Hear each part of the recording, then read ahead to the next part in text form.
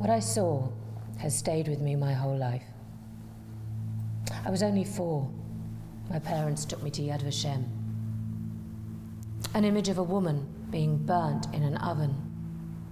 Piles of dead children's hair and shoes.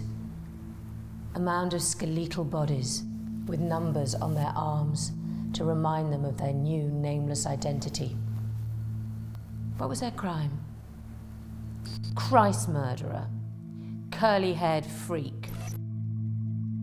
The Holocaust scorched into me the endgame of unchecked racism and Jew hate. A small number of women started speaking out on antisemitism, and they were abused relentlessly. In the end, I couldn't stay silent anymore, and then I too became a target. Jewish money hoarder, filthy shill. The abuse, sexualized, brutal, personal, fetishistic, endless. Men speaking out on anti-Jewish hatred received trolling and nastiness, but nothing like the attacks on me and my sisters. My Mizrahi, Ethiopian and Sephardi sisters have different stories to tell, but we all face the same abuse. Packs of mainly anonymous men piling in on us. It became clear to me that there's a distinct link between anti-Semitism and misogyny, and the hate is growing. What special place do Jewish women have in the heart of an anti-Semitic misogynist? Prostitute, vicious hag. Misogyny is the unconscious or knowing hatred and mistrust of women. Succubus. The misogynist is competitive around women. He will perhaps, sometimes, but certainly not always unconsciously, treat women differently to men. He will do anything in his power to belittle, shame, humiliate, and ultimately silence women. Back in my great-grandma's shtetl in Belarus, women ran the show. Extreme poverty, fear of anti-Semitic violence, murders, beheadings, and rapes kept these women alert.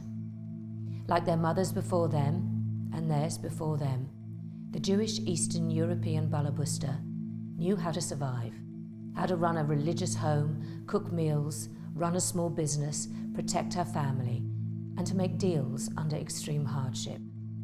Foreign operative, lying tax evader. She was no shrinking wallflower. She was political. She knew that workers' rights were important.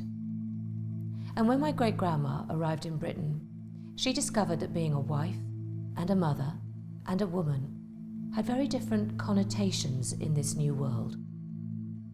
For some, it meant being decorative, passive, unopinionated, gentle. Everything that would probably get you killed in the earthy, hard existence of being a Jewish woman in Eastern Europe.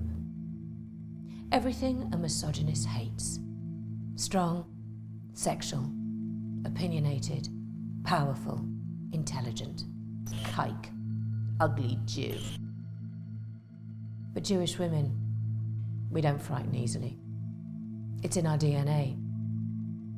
When it comes to biblical stories, we're the Esthers. We're the ones who stand tall and protect our families, our community, our identities. We don't frighten.